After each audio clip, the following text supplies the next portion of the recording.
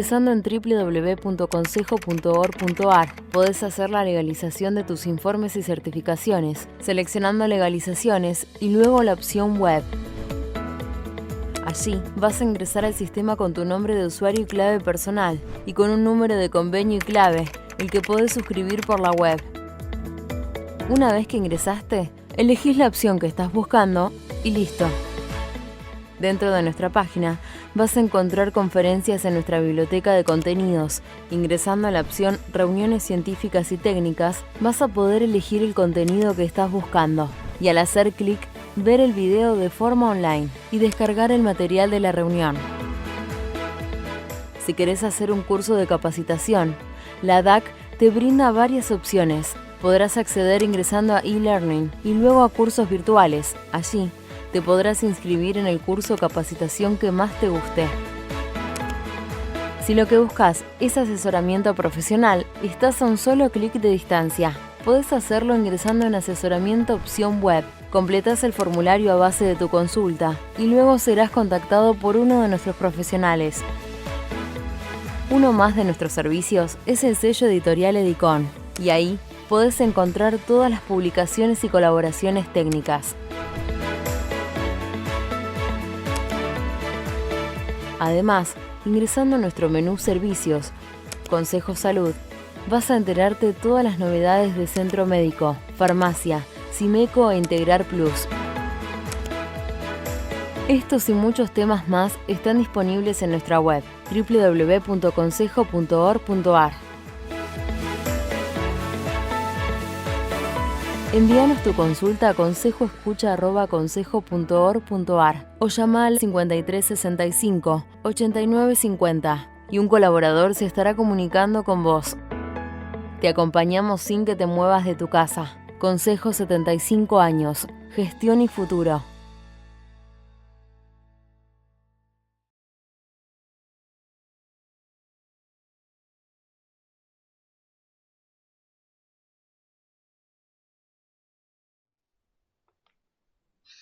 Hola, buenas tardes a todos. Mi nombre es Raúl Sacani. Soy presidente de la Comisión de Anticorrupción del Consejo Profesional de Ciencias Económicas y socio de Deloitte. Y tengo el privilegio de acompañarlos en esta charla, en este ciclo de charlas de anticorrupción. Vamos a empezar como primera introducción, contarles la agenda que tenemos para hoy. Vamos a presentar muy brevemente cuáles son las actividades de nuestra comisión. Les vamos a contar sobre los temas en los que estamos trabajando y nos vamos a dedicar más específicamente al tema central del día de hoy, que es la propuesta que estamos haciendo desde la comisión para un programa de trabajo y un enfoque metodológico para la evaluación de los programas de integridad. Nuestra comisión ya tiene un par de años de actividad. La verdad que es un grupo de profesionales que venimos trabajando estos temas desde la primera hora que se crea la comisión, un poco motivada por la sanción de la ley de responsabilidad penal de las personas jurídicas por corrupción, la ley 27.401. Y tenemos una reunión mensual en la cual vamos desarrollando una agenda de distintos temas. En esta actividad, nosotros con el doctor Mariano Fernández, que ahora voy a presentar, estamos principalmente enfocados en la coordinación y ayudando un poco en la organización, pero la verdad es que tenemos un equipo de gente en la comisión que pone realmente muchas ganas, mucha voluntad y nos ayuda a desarrollar los temas que ahora vamos a contarles. Así que lo presento a Mariano, que también nos va a acompañar hoy en esta charla. Mariano Fernández es el vicepresidente de la Comisión de Anticorrupción y además es gerente del estudio San Martín Suárez y Asociados, especializado en la práctica de Business Risk.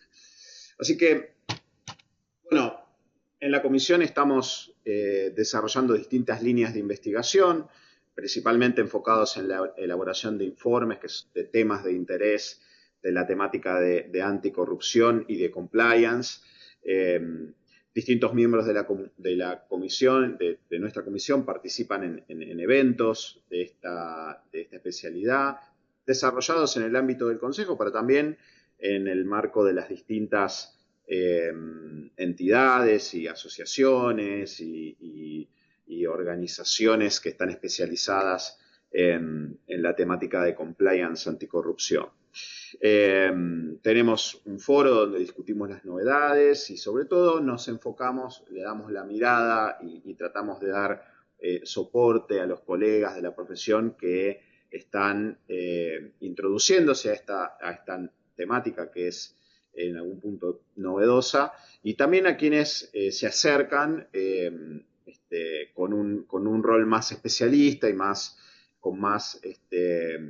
ya trayendo conocimientos por su propia actividad profesional a la mesa de debate.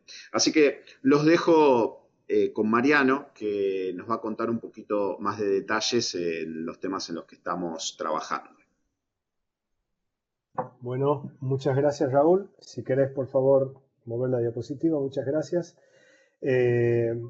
Bueno, entonces, como comentó Raúl, esta es la primera de una serie de charlas denominadas un ciclo de charlas anticorrupción. Pretendemos que sean abiertas para toda la matrícula de profesionales de ciencias económicas, también motivándolos a que participen de nuestro ciclo de charlas y de las reuniones de la comisión.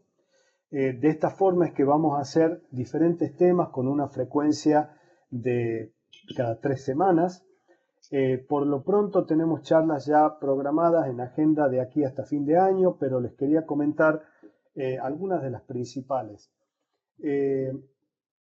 Vamos a hacer una serie de charlas que tienen que ver con el segundo informe que estamos emitiendo en estos días, que es también hoy damos el puntapié inicial con el tema particular.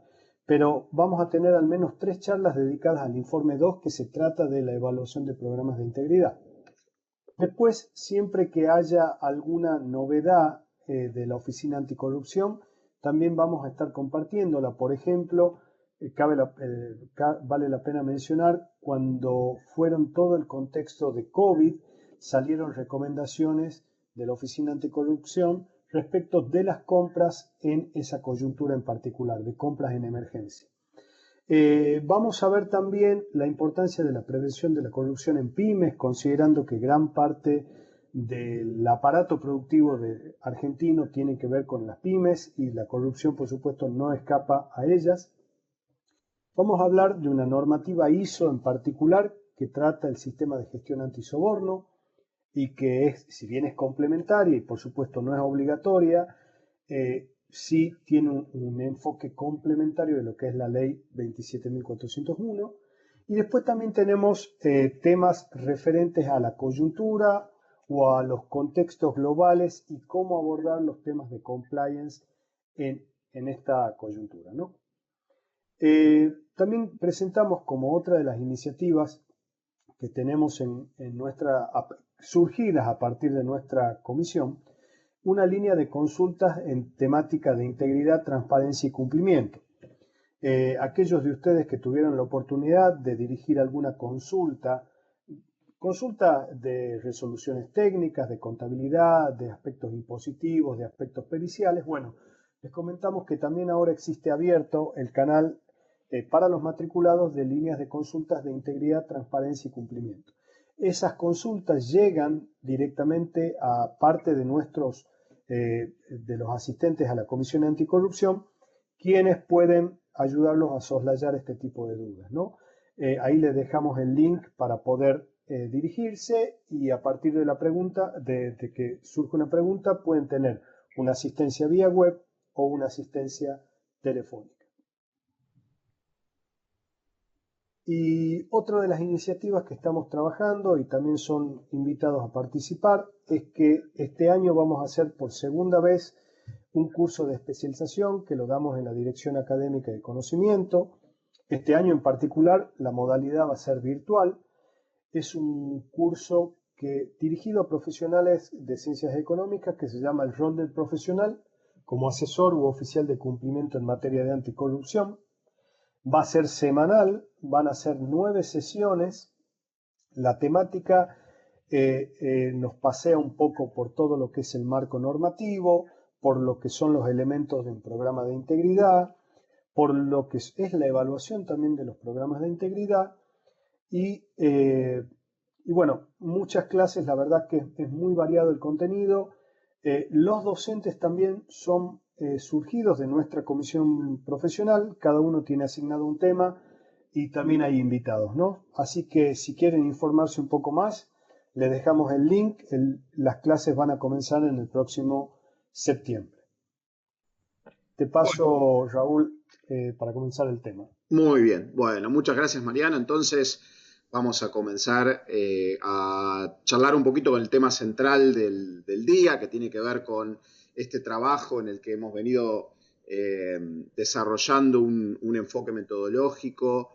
Digo, este trabajo que hemos desarrollado porque esto va a tomar la forma de un informe técnico, particularmente el informe número 2 de la comisión, en el cual hacemos un trabajo de desarrollar procedimientos concretos con sugerencia de posible documentación a solicitar, respecto de, en particular, los puntos centrales que consideramos para la evaluación de un programa de integridad.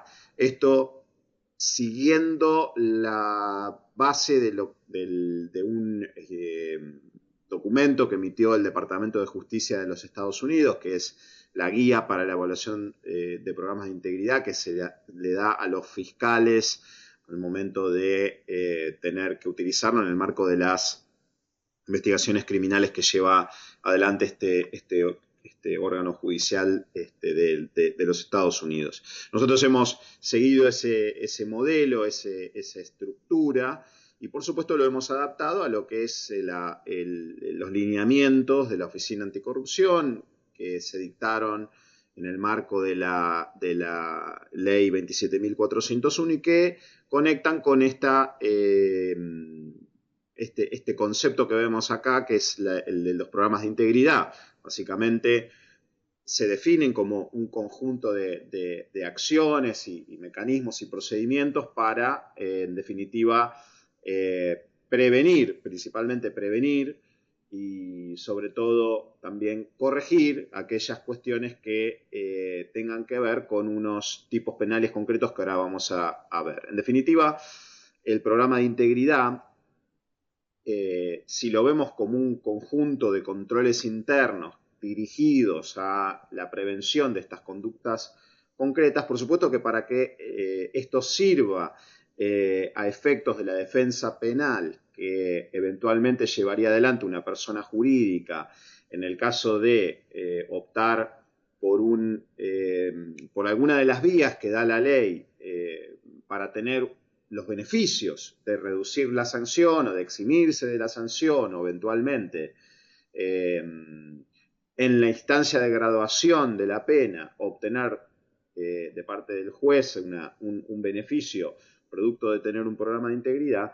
Entonces, solo ocurriría eso en la medida en que podamos demostrar que nuestro programa de integridad es un programa que funciona en la práctica, es un programa que es eficiente, es un programa que, como lo define la propia ley, entre comillas, es adecuado, ¿no? Y acá nos da un poquito la pauta de qué es la adecuación del programa. En definitiva, la propia ley define a la adecuación del programa en tanto que esté el programa ajustado a 3 elementos en concreto.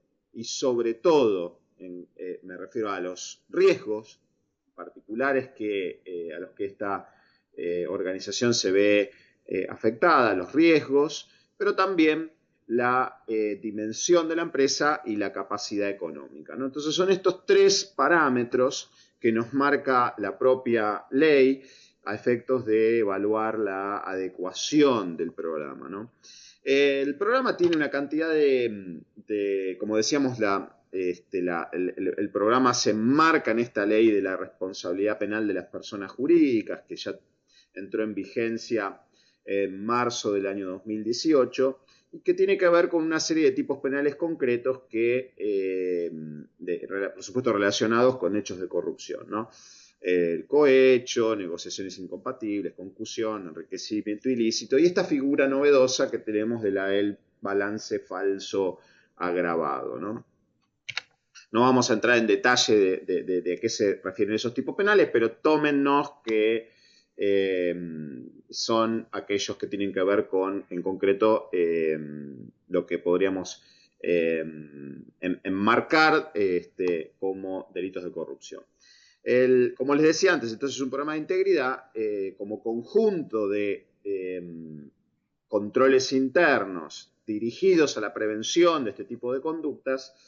La propia ley nos define una cantidad de elementos, algunos de ellos definidos como un piso mínimo, son los tres que ven circulados en color rojo: el código de ética, la política de interacción con funcionarios públicos y la capacitación y entrenamiento. Estos tres elementos son un piso mínimo que debería tener toda organización que pretende incorporar este tipo de políticas y de programas de integridad. Luego tenemos una cantidad de otros elementos que, a la luz de estos tres conceptos que hablábamos antes, los riesgos, la dimensión y la capacidad económica, cada organización verá qué condimentos necesita poner dentro de su programa de integridad a efectos de que, en definitiva, sea un programa de integridad adecuado, siempre con este piso mínimo de los tres elementos, ¿no?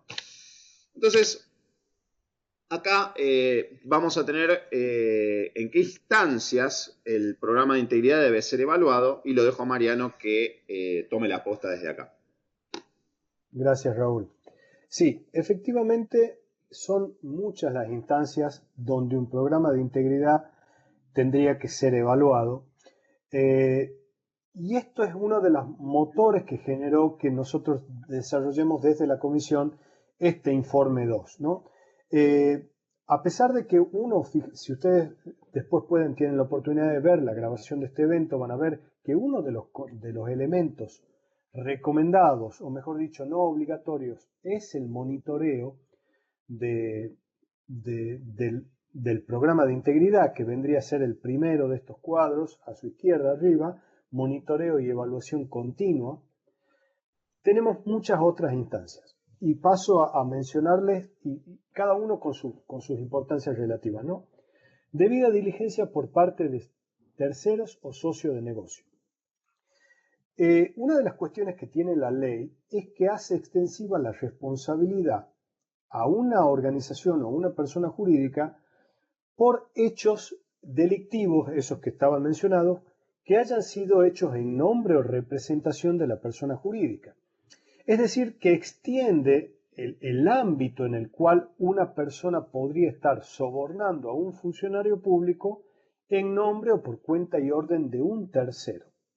Valga la redundancia, de nuestra organización.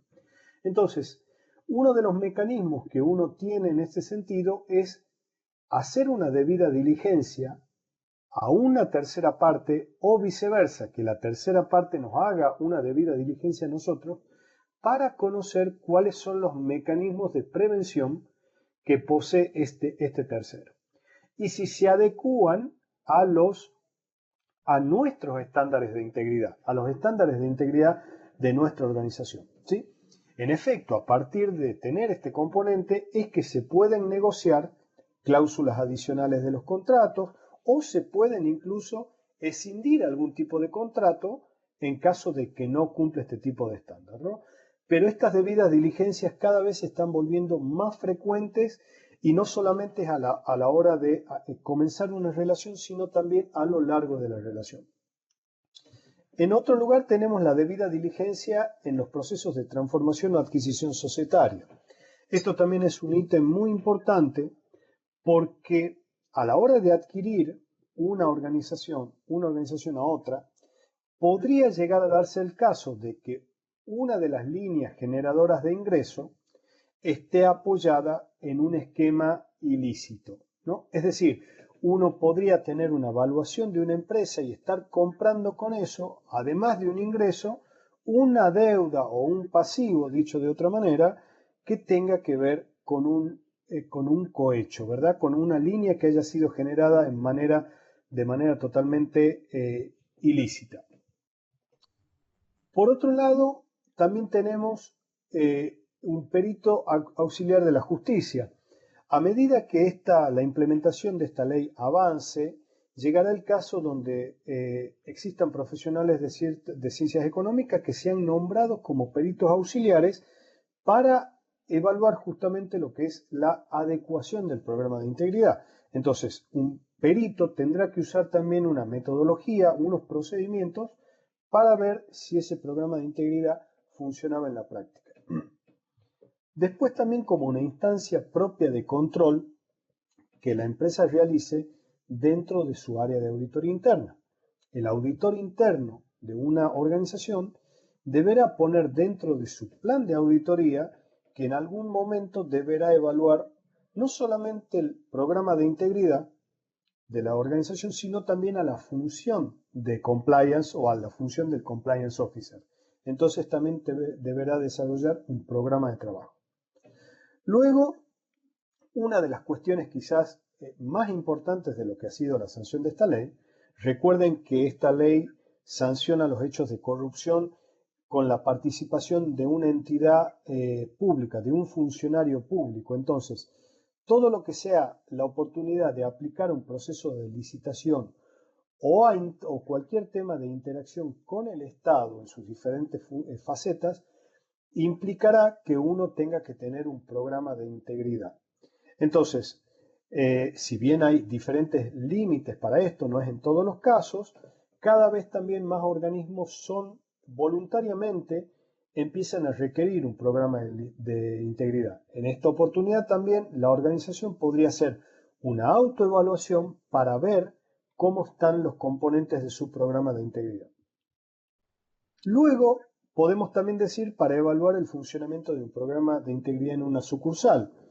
Y acá vale la pena mencionar aquellas empresas que tienen internacionales que tienen una sucursal en nuestro país y donde tienen que hacer llegar la normativa o el compliance que tienen o para que sea acorde con la casa matriz. Entonces, en ese sentido, también se podría disponer de un programa de trabajo, de una serie de procedimientos para evaluar la adecuación del programa de integridad y para ver que sea coherente con el de su casa matriz. La próxima diapositiva, por favor. Bueno, seguimos para que vean todas las instancias que tenemos y como podrán darse cuenta en todos estos aspectos que estamos mencionando, el profesional de ciencias económicas es idóneo, ¿no? De acuerdo a sus incumbencias y de acuerdo a su formación profesional, se pueden dar cuenta, o de acuerdo, mejor dicho, a los servicios profesionales que actualmente están desarrollando en los clientes, podrán ver que de una u otra manera estamos relacionados. Luego vendrá, propiamente dicho, la investigación de hechos de corrupción. Cuando en el seno de nuestra organización haya ocurrido algún hecho de corrupción, tendrá que verse y evaluarse si el programa de integridad justamente estaba diseñado de forma tal que pueda mitigar los hechos de corrupción, es decir, a uno de los tres ejes que es la efectividad del programa de integridad.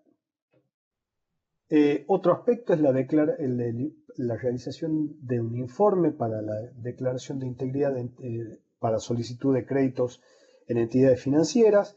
Sabemos de instituciones financieras que están empezando a solicitar un informe de un profesional de ciencias económicas independiente que pueda dar fe respecto del diseño y el funcionamiento del programa de integridad.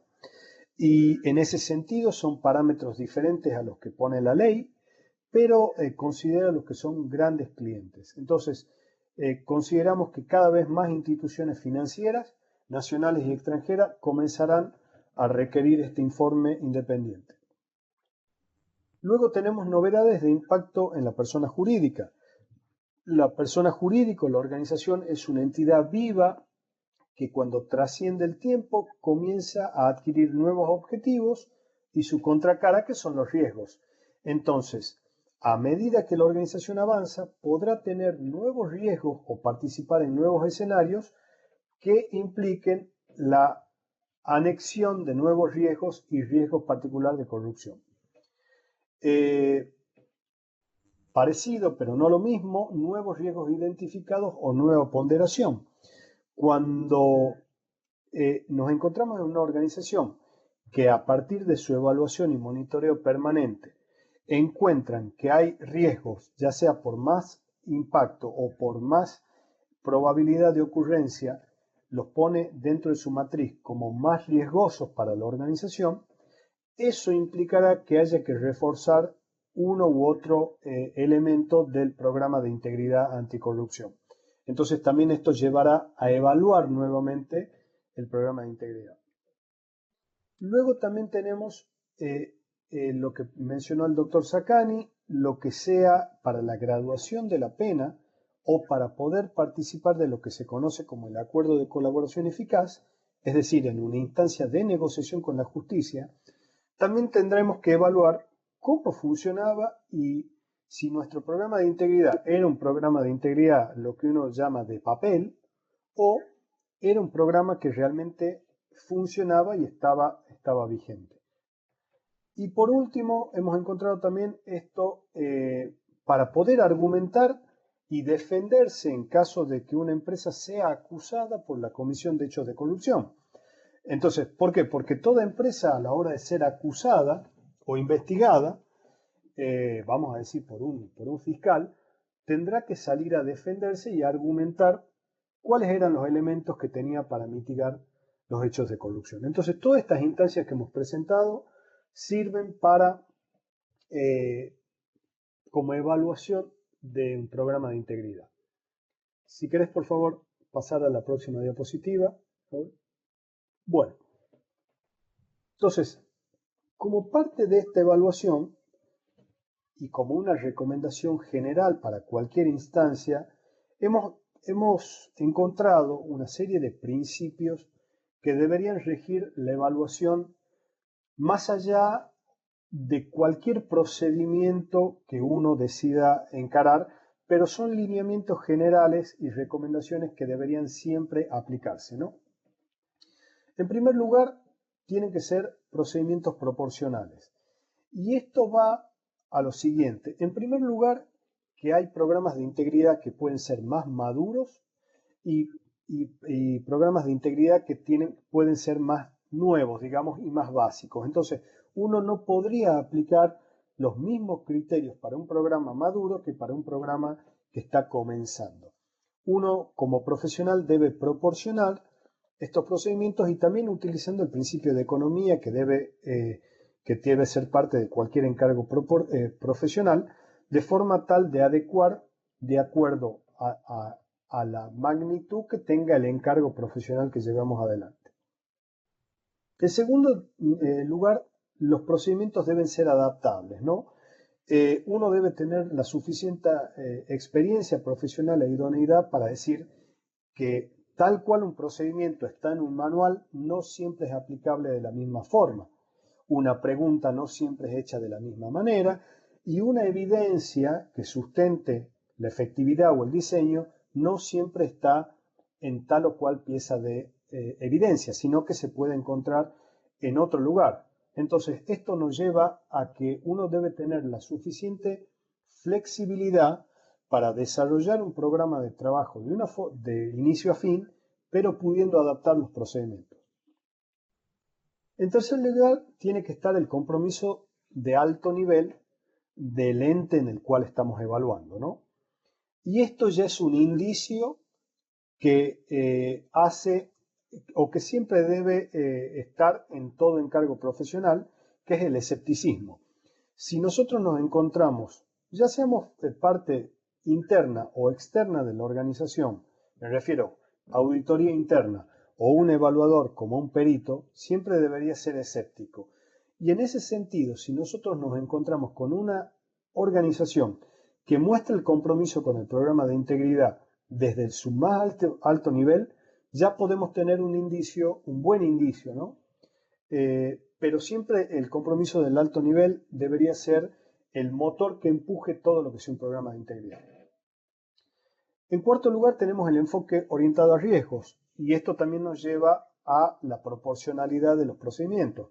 Uno no puede dedicar la misma cantidad de horas y de recursos a todos los riesgos por igual, sino que donde sean áreas más riesgosas y donde haya puntos más riesgosos de acuerdo a lo que sea la capacidad económica y el ámbito donde desarrolle la actividad la empresa, ahí es donde debería poner más esfuerzo y más tiempo.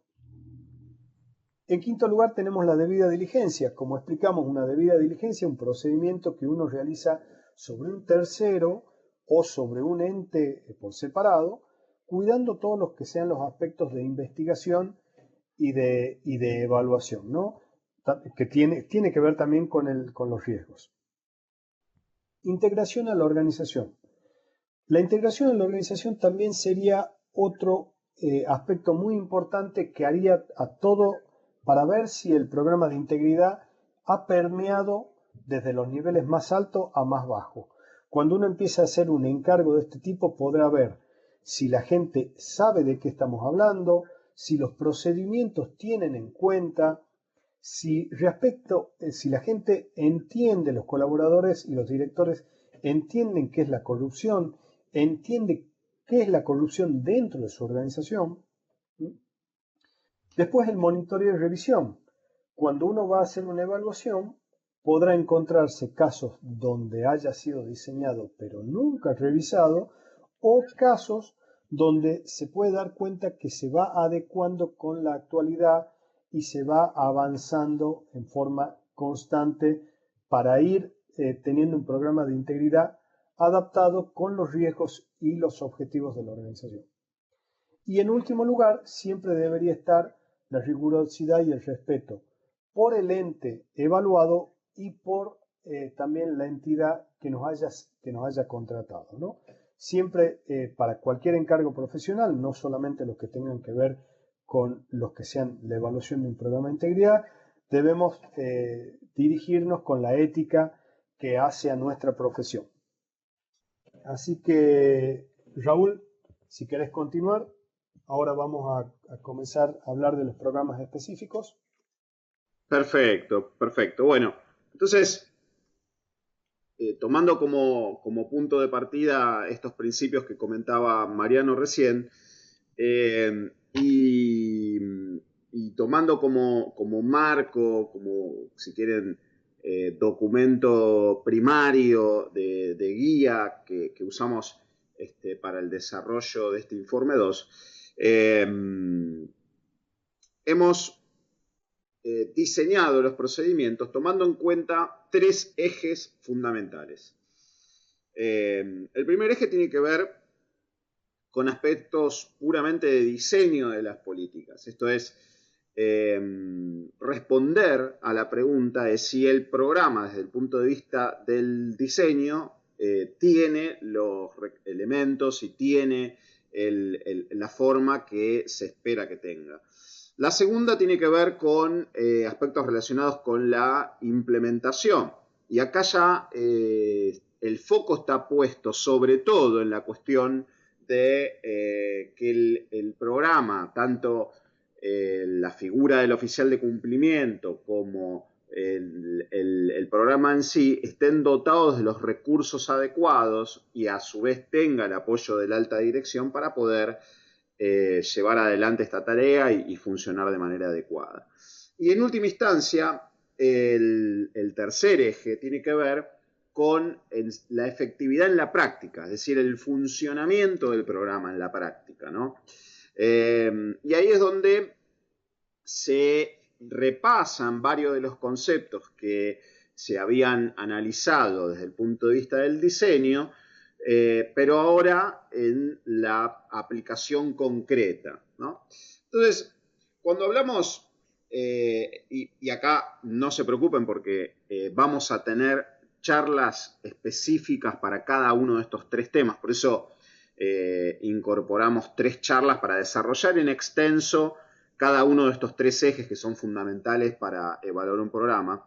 Pero a modo de introducción le podemos decir que respecto del diseño en sí del programa, está el foco puesto en primera instancia en los riesgos, ¿no? Siempre acuérdense que hablábamos que todo programa de integridad para que sea considerado adecuado tiene que estar en relación con los riesgos, dimensión y capacidad económica de la organización que se está analizando, ¿no?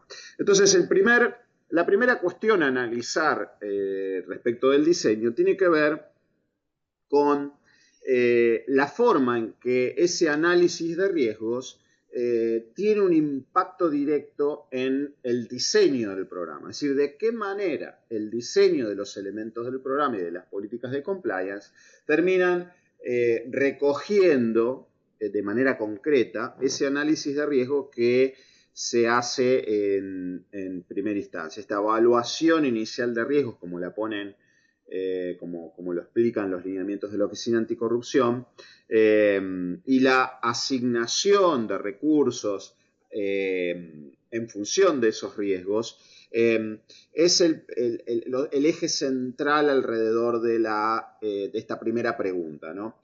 Luego, por supuesto, viene el análisis detallado de las políticas en sí, a efectos de analizar el contenido concreto, es decir, a la luz de los riesgos de la organización, bueno, ver en definitiva qué tipo de controles, qué tipo de procedimientos, qué políticas concretas fueron desarrolladas para justamente gestionar esos riesgos, ¿no?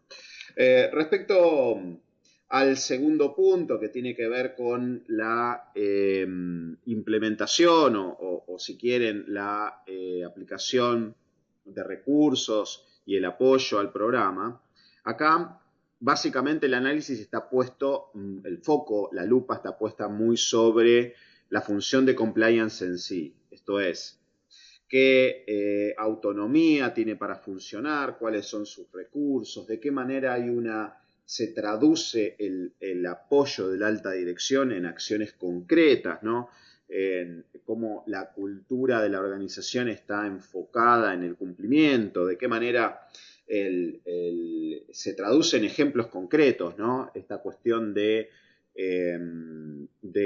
que la alta gerencia eduque con el ejemplo, digamos, de qué manera se observa que la alta gerencia tiene un compromiso con estas políticas de cumplimiento. Es decir, que no queda en cuestiones si quieren, formales o cuestiones de papel, ¿no? O sea, que están en el papel, pero que la cuestión es ver cómo, en definitiva, se traduce en cuestiones concretas, ¿no?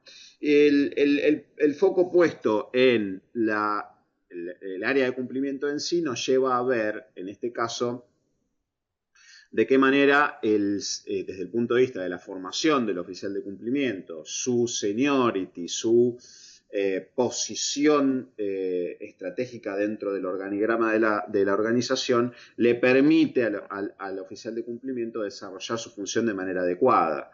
En cuanto al presupuesto que tiene, sus recursos, el acceso a la información, que pueda trabajar de manera autónoma. Todo esto analizado desde el punto de vista de la suficiencia que tienen que tener esos recursos. En este punto se está poniendo especial énfasis, lo vamos a ver en un minuto, los reguladores internacionales vienen prestando mucha atención a este tema en particular. Y en última instancia nos referimos a la aplicación concreta, es decir, en la práctica, ¿no? Cómo funciona el programa de integridad respecto de la actualización, el monitoreo que se tiene que hacer de los distintos elementos para que evolucionen. Es decir, qué pasa, cómo llevamos al programa a un siguiente nivel, sobre todo cuando ocurre algo que hace que el programa falle. Esto es, no existe un programa de integridad perfecto. En esencia, los programas pueden fallar y de hecho, cuando fallan, tiene que existir un mecanismo para que el programa pueda evolucionar, pueda, en definitiva, encontrar la causa raíz que llevó a que el programa falle y, en última instancia, salir con un programa fortalecido, ¿no? Entonces, la adecuación del programa desde el punto de vista de los aspectos prácticos nos lleva a entender aquellos elementos que fueron revisados en el diseño, es decir, en el tablero de dibujo de quien se puso a pensar cómo tenía que ser el programa, pero ahora ya no desde el punto de vista de que se adecue a los riesgos, sino de qué manera en la práctica, en las cuestiones concretas de aplicación, el programa está funcionando de manera adecuada o no. Esto es un poco esta visión general. Acá, Mariano, si querés Sí, complementar. permitime que complemente con algunos conceptos.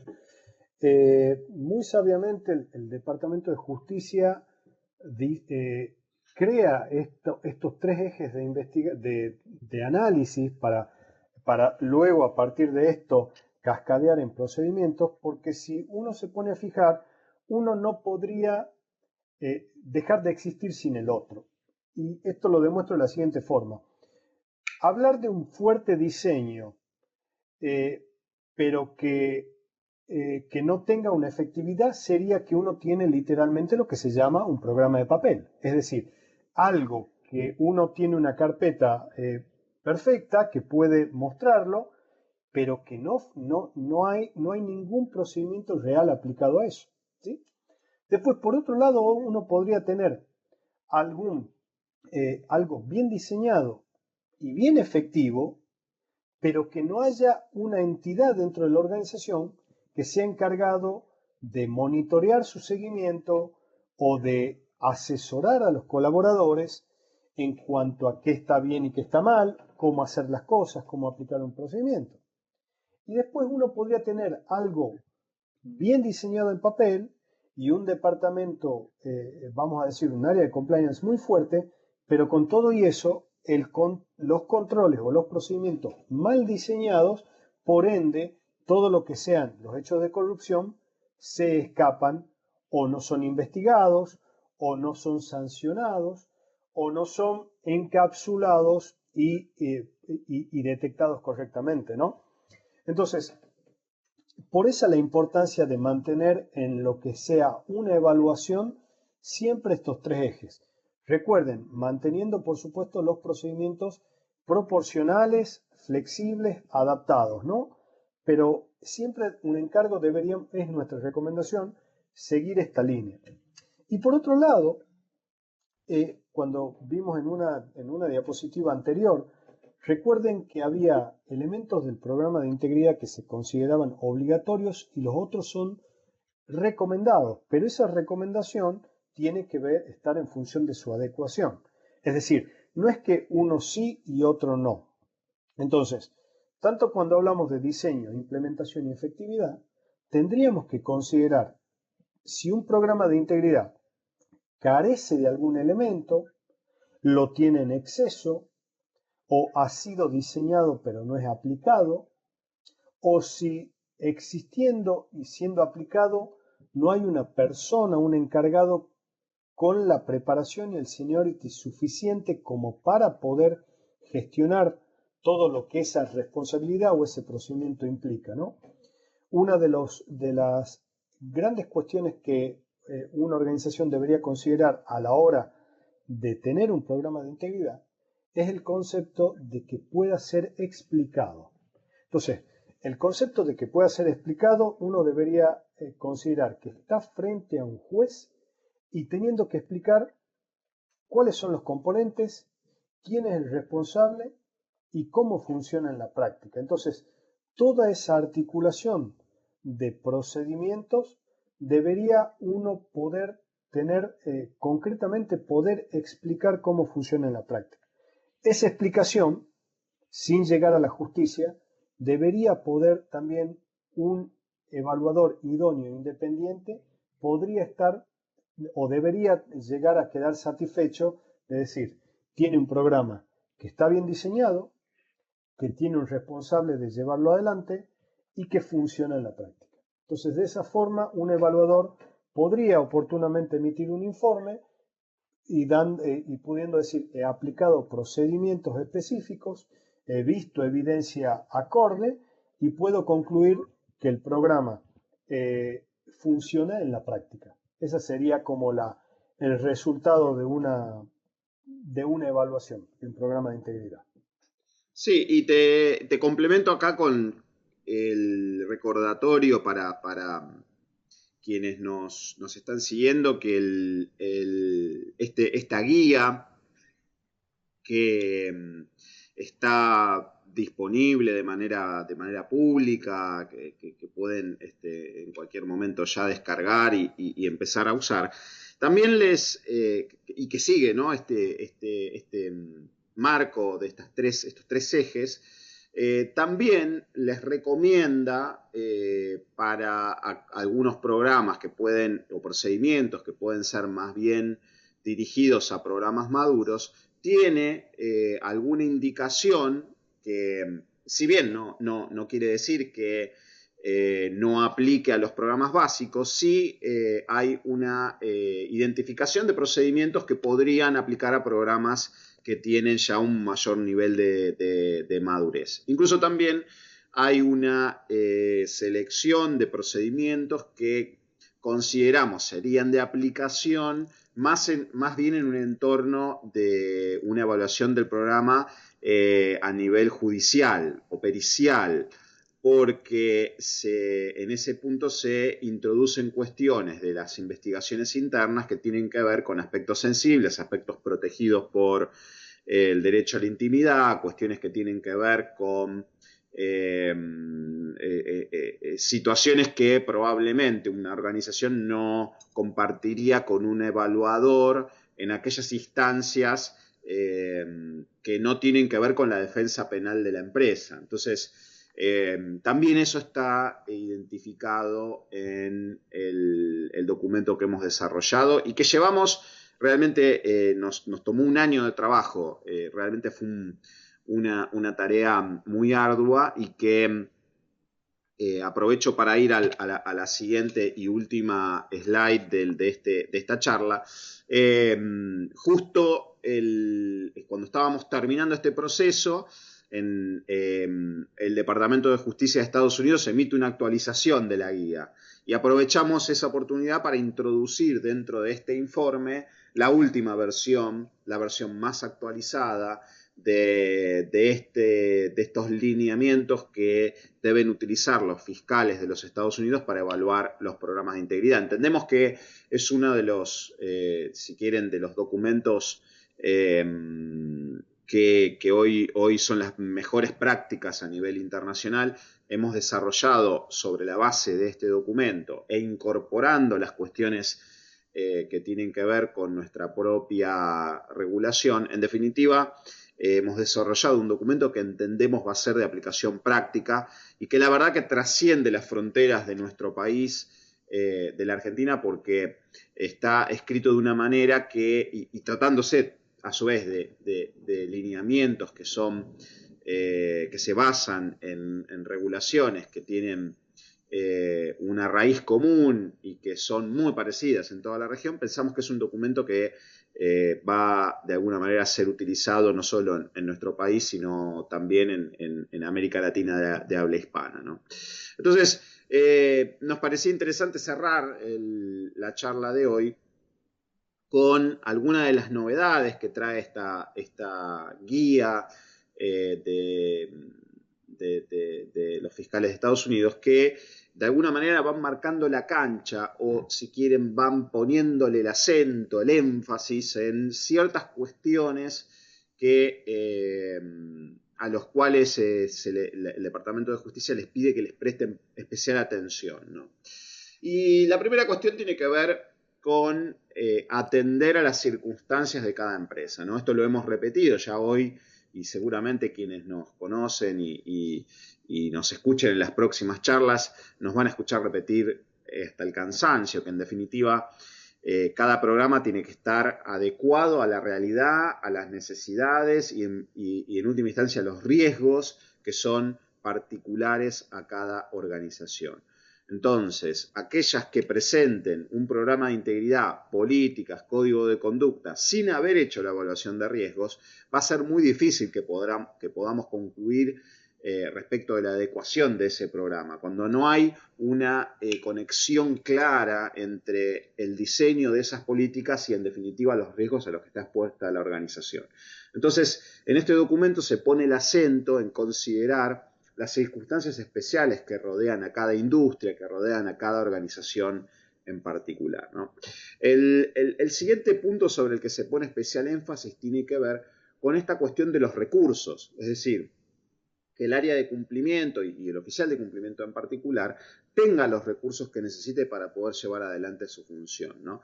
Y ponen especial énfasis en esta cuestión y la verdad es que este documento sale en plena pandemia, en pleno escenario de COVID-19, donde por supuesto que todas las organizaciones no solo están expuestas a riesgos nuevos o a un mapa de riesgos que cambie, que evolucione en función de las nuevas realidades y modalidades de trabajo que tienen las organizaciones, sino también es innegable que existe para cualquier tipo de organización, quizás en un contexto de crisis económica, una presión mayor a efectos de conseguir recursos para dedicar a este tipo de cuestiones de cumplimiento.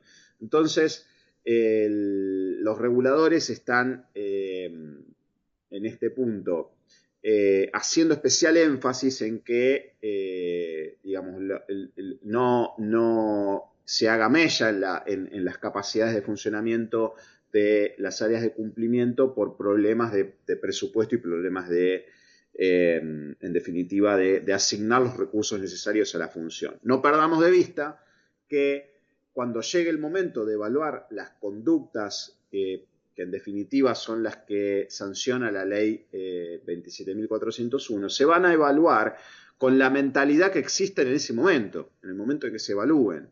Y probablemente quien le toque juzgar esas conductas, posiblemente la cuestión de la pandemia ya haya quedado atrás y no sea un argumento válido esta cuestión de los recursos escasos para dotar a la función de lo que necesita para funcionar, ¿no? Siempre, de vuelta, no olvidando el primer punto, que tiene que ver con estas circunstancias particulares de cada organización.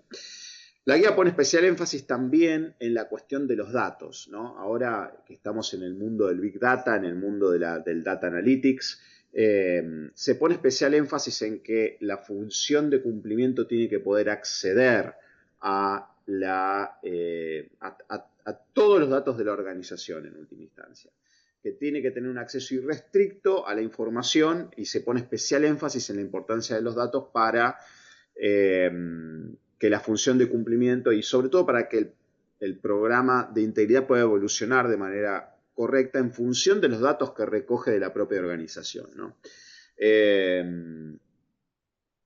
Y esto conecta con el punto siguiente que tiene que ver con la evolución del programa, esta necesidad de revisarlo y de mejorarlo continuamente a efectos de que el programa vaya siguiendo en definitiva el plan de negocios de la organización. En definitiva, los riesgos nuevos a los que se expone una empresa a partir de su entorno y de los nuevos negocios que desea emprender, tiene que tener después un correlato en la evaluación de riesgos y por supuesto también en las políticas. Por eso hablamos de el tema de la necesidad de revisar y hacer la mejora continua del programa. Luego, la guía pone énfasis muy particularmente en lo que se denomina la debida diligencia de terceras partes, ¿no? El monitoreo de las terceras partes. Siempre teniendo presente que según la OCDE y los distintos estudios que se han hecho sobre la temática de la corrupción, 3 de cada 4 casos de corrupción tienen la presencia de un tercero involucrado, ¿no? Un tercero que puede ser un socio de negocios, un agente, un distribuidor, un proveedor, un despachante de aduana, un consultor, bueno, ese tipo de figuras que son terceros que en algún punto le transfieren riesgo a la organización en la medida en que esa gestión que hacen, que puede ser irregular, que puede ser vinculada con alguno de los delitos del artículo primero de la ley, en definitiva le genera un beneficio para la organización. Aun cuando la empresa digamos, no sepa de manera directa o de apruebe de manera tácita la gestión que hace el tercero. Es decir, las terceras partes transfieren, o si quieren usar en el término que estamos ahora de COVID, contagian a la organización por esas conductas que tienen con funcionarios públicos eventualmente, y que en tanto reporta un beneficio para la empresa, también la empresa pasa a ser penalmente responsable por ese tipo de conductas, ¿no? De vuelta, en cuanto a lo que es la responsabilidad hereditaria o la responsabilidad que se asume por aquellas empresas que se compran en el marco de las fusiones y adquisiciones, se pone especial énfasis en la guía a que la organización revise, aunque sea de manera posterior a la adquisición, porque muchas veces cuando se hace el due diligence para comprar la empresa no hay tiempo, se compra a tranquera cerrada, no hay en ese momento tiempo suficiente para poder hacer el análisis, pero sí, después de que la empresa se compra, hagan una debida integración de los procesos y que digamos, la entidad fusionada ya funcione con los estándares de cumplimiento de la empresa que la compra, y que se haga una revisión exhaustiva a efectos de discontinuar cualquier tipo de situación irregular que pudiera haber ocurrido o que pudiera estar ocurriendo en la empresa que se compra. Y en el último punto, resulta interesante la visión que le da la justicia de Estados Unidos a esta cuestión de los momentos particulares donde se hacen las evaluaciones. Hay una evaluación del programa en el momento en que ocurrió la situación irregular y una evaluación del programa en el momento en que el juez toma la decisión de sancionar a la empresa o eventualmente eximirla de responsabilidad. En el medio lo que ocurrió es la investigación interna y todas las acciones de remediación producto de analizar acabadamente de qué manera falló el programa, de forma que cuando uno compara cómo era el programa en el momento en el que ocurrió la irregularidad y cómo es el programa en el momento en el que le toca al juez evaluarlo, tiene que ser muy notoria y muy clara la evolución que tuvo el programa. Cómo el programa cambió, se reforzó, los controles evolucionaron en función de esa situación que le tocó a la organización vivir, de haber tenido que transitar el camino de la investigación interna del hecho irregular y sus posteriores acciones de remediación. Esto es un repaso muy rápido de aquellas cuestiones que la nueva versión de la guía le pone especial énfasis y nos parecieron interesantes traerlas un poco a su consideración. Y previo a que dediquemos un espacio a las preguntas, le pregunto a Mariano si tiene algún comentario adicional respecto de estas cuestiones. De esta diapositiva te comento particularmente que todo esto que nosotros estamos hablando ahora de esta manera se traduce en procedimientos específicos, en piezas de evidencias específicas y también en preguntas específicas. Entonces, y esto por supuesto da para mucho, digamos, es tan granular el aspecto que va a ser merecedor de diferentes charlas donde vamos a abordar cada uno de ellos. Lo que sí vale la pena mencionar en este encuentro en particular es que todos estos aspectos que estamos mencionando, que mencionó Raúl, han sido incorporados a nuestro informe, ¿sí? Y no solamente tomando este criterio que sería un criterio de máxima, es decir, es el criterio que utiliza la legislación más antigua y más probada del mundo y para capacitar a sus fiscales, sino que también tiene una bajada a un ámbito más normal, donde también están en consideración aplicación para pequeñas empresas, aplicación para empresas del ámbito latinoamericano y preguntas muy específicas para que el evaluador pueda llegar a formar su criterio respecto de todos los puntos contenidos acá, que son las novedades, y todos los otros puntos que hacen al diseño, a la implementación y a la efectividad de los programas de integridad. Bueno, muy bien, entonces vamos a dar un espacio ahora a que a poder responder aquellas inquietudes, aquellas preguntas que tengan. Así que vamos a dedicar unos minutos a partir de ahora a responder a esas preguntas.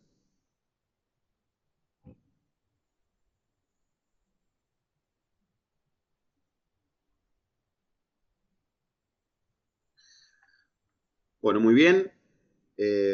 Hemos concluido nuestra primera charla sobre temas de anticorrupción. Es un privilegio para mí poder presentarles a la corrupción, a esta Comisión de Anticorrupción y a la actividad que hacemos en el marco de esta comisión en el Consejo. Es un privilegio para mí estar acompañado por Mariano y por todo nuestro equipo de colaboradores dentro de la comisión, donde llevamos adelante estas iniciativas. Así que por mi parte les agradezco mucho por la atención, un privilegio poder acompañarlos el día de hoy y lo dejo a Mariano entonces también que los salude. Bueno, muchas gracias Raúl, muchas gracias a los asistentes. Recuerden que este video va a estar disponible en el canal de YouTube del Consejo para poder repetir la visita. Recuerden también, como les mencionamos, las diferentes actividades que realizamos y los invitamos a seguir uniéndose a las otras sesiones de este ciclo de charlas. Muchas gracias y hasta la próxima.